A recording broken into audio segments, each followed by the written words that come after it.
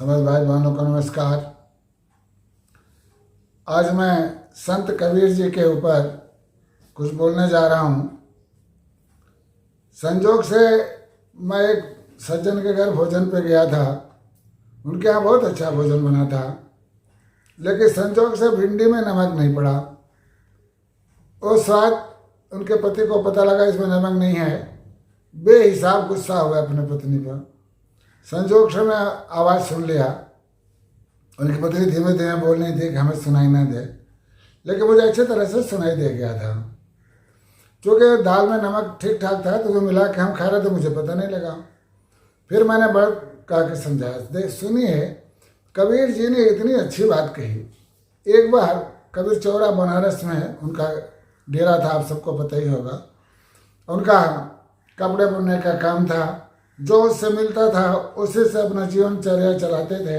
वो कभी दान आदि का पैसा नहीं लिया करते थे। एक बार बनारस का एक नौजवान आदमी वहाँ के बैठ गया और कहा, महाराज मैं शादी करूँ या आपके तरह से संत बन जाऊँ। उसके प्रश्नों से समझ गए ये बेकार नकारा आदमी आ गया। फिर भी उनको बैठाना जरूर है, तुम बैठो, जरा सा काम रह गया, फिर मैं आता हूँ। थोड़े समय बाद बनारस का सबसे बड़ा सेठ आ गया, जहाँ पर सब को धान सोना चांदी नौकर आज सब थे। उस जमाने में पंखा नौकरानी या नौकर चलाया करते थे। ऊपर लकड़ी का बांध कर ऊपर कपड़े बांध देते थे, उसको हिलाते थे, उससे जो हवा आता था उसे से सेठानी अपना आनंद लिया करते थे। तो आके वो बैठ गए कि संत जी मेरे पास सोना चांदी हाथी घोड़ा नौकर चाकर सब कुछ है, तो फिर क्या चाहिए सेठ जी, मुझे स्वर्ग जाने का रास्ता सिखाओ। वो समझ गए ये भी बेकार आदमी है, ये भी नकारा ही है, लेकिन भगा नहीं सकते थे क्योंकि संत का कारोबार था। अब वो थोड़ा जानबूझ करके विलम्ब किए। फिर वो दोनों ऊब के उठने लगे। अरे रुको रुको, 5 मिनट का काम रह गया, जरा इतना ही सा काम रह गया। फिर ताना बना बुन के आके बैठ गए। फिर अपने पत्नी को बुलाए, रुक जाओ जरा मिट्टी लेके आओ। वो मिट्टी लेके आ गई। उस समय वो कभी नहा ही नहीं करते थे। जो कबीर दास ने कहा वही उन्होंने काम किया। इसे कूटो, उन्होंने कूट दिया। फिर इसे बारीक करो और बारीक कर दिया। इसे कपड़ शन करो, कपड़ शन कर दिया। तब उन्होंने कहा इसमें देसी घी मिलाओ, पिघला के देसी घी मिला दिया।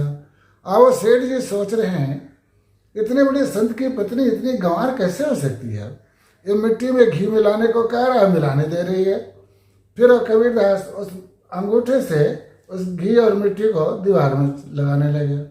उनकी पत्नी समझ गई कि जब तक ये काम निपटा नहीं लेंगे इसी में लगे रहेंगे। तो 2 लोग बैठे हैं तो उनको बात भी करना है, तो कबीर जी को भी मदद करने लगी। वो सोचे थे दोनों के दोनों पागल हैं, एक से बढ़ के पागल हैं, ये मेरे प्रश्नों का क्या उत्तर देंगे। मैं गलत जगह आ गया। अब उठ के दोनों चलने लगे। फिर चलते चलते कबीरदास ने पूछा, भाई तुम्हारे प्रश्नों का उत्तर मिला?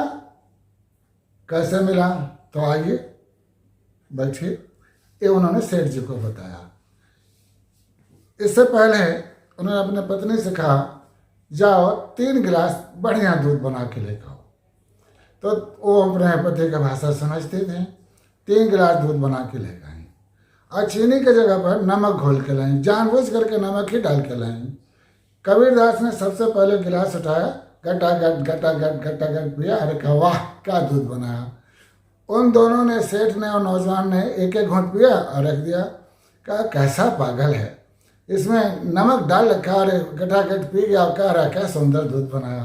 फिर वो दोनों चलने लगे। भैया तुम दोनों का उत्तर मिल गया, क्या मतलब?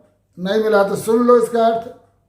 नौजवान से कहे, तुम्हें अगर विवाह करना है, अपनी पत्नी का सुख प्राप्त करना है, तो चीनी के जगह पर गलती से नमक भी पड़ सकता है। इसको पीने की अगर क्षमता है तो तुम विवाह कर, तब संसार का आनंद ले। और नहीं 10 गिलास फेंका, ये तोड़ फोड़ किया, गाली गलौज किया, तेरे बस का गृहस्थ नहीं है, तुम ऐसे ही रह। और तुम संत भी नहीं बन सकता। संत में तो इससे भी ज़्यादा धैर्य की जरूरत पड़ती है। अब आप जा सकते हो। अब सेठ जी से कहा, आपको अपने प्रश्नों का उत्तर मिला? क्या मतलब? हमने आपके सामने अपनी पत्नी को बुलाया? हाँ बुलाया। हमने मिट्टी कूटने को कहा, उन्होंने कूटा? हाँ कूटा। फिर हमने कपड़ छरने के लिए कहा, उन्होंने कपड़ छन किया, हाँ किया। फिर हमने देसी घी मिलाने को कहा, उन्होंने मिलाया, हाँ मिलाया। तो नहीं, उन्होंने ना नुकुर तो नहीं की, नहीं। फिर मैं दीवार में वो मिट्टी को लगाने लगा, फिर वो हमारी वही मदद करने लगी जिससे वो जल्दी काम हो जाए। फिर हमने आपसे बात किया, अगर आप स्वर्ग में जाना चाहते हैं तो यही काम जो मैंने किया ये अपने घर में जाके करके आइए। क्या आपके घर में प्रतिक्रिया हुआ वो मुझे आप जरूर बताइए, तो मैं आपको स्वर्ग जाने का रास्ता बता सकता हूँ। गर्मियों के दिन था, सेठानी आराम से सोई थी, नौकरानी और रस्सी खींच रहा था, उससे जो हवा आ रहा था उस आनंद में सो रही हैं। ये जा करके अपने पत्नी का नाम ले करके चिल्ला चिल्ला के चीख चीख के बोल रहे थे। पहले तो सुन के हम सुना करती रहीं, बहुत तेज जब चिल्लाने लगे तब बुड़बुड़ाते हुए गाली देते हुए हाँ कहा, क्या आफत आ गई कि दोपहर में भी तुम सोने नहीं देते, क्या दिक्कत आ गई? तो उन्होंने मर्दानी जगाया और डांट के उठाया, कहा जाओ मिट्टी लेके आओ।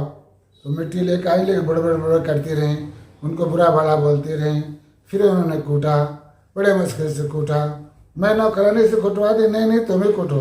और चलो कूट दी। फिर बारीक करो, फिर उन्होंने बारीक किया। इसे कपड़े से छानो, छान भी दी। फिर उन्होंने कहा इसमें घी मिलाओ। इतना क्या कहना था, सेठानी जी साक्षात चंडी बन गई। धय गाली, धय गलौज और चिल्लाना शुरू की। दोपहर में घूमता रहता है, इसको भूत पकड़ दिया, देखो हमको घी जो है मिट्टी में मिलाने को कह रहा है। सारे बहू बेटे इकट्ठे हुए, क्या हो गया क्या हो गया? कुछ नहीं हुआ है, इसको बांधो, इसको भूत पकड़ लिया है। एक कह रहा है कि मिट्टी में घी मिलाओ, तब इसको भूत ही पकड़ा है, वरना घी को मिट्टी में क्यों मिलवाता? अब घर वाले उनको अच्छे तरह से रस्सी में खंभे में बांध दिए। अब शाम होने लगा। शाम होने के बाद सेठ जी का हालत खराब होने लगी और इनका गुस्सा बिल्कुल ठंडा हो गया। फिर हाथ जोड़ के प्रार्थना किए, भगवान तुम मुझे छोड़ दो, जो हमको स्वर्ग जाने का रास्ता बताया था मैं उससे मिल के आता हूँ। अरे क्या तुम कबीर के यहाँ तो नहीं चले गए थे? हाँ मैं कबीर जी की ही गया था और उनसे बात करके आता हूँ। आप बड़े मुश्किल से छोड़े और गुस्से में लाल पीला होकर कबीर जी के पास आए। तुम मुझे नरक में जाने का रास्ता बताया या स्वर्ग में? क्या हुआ है सेठ जी? अपने सारे वृत्तांत सुनाइए, क्या क्या हुआ आपके साथ? तो सारी बात दोहराए।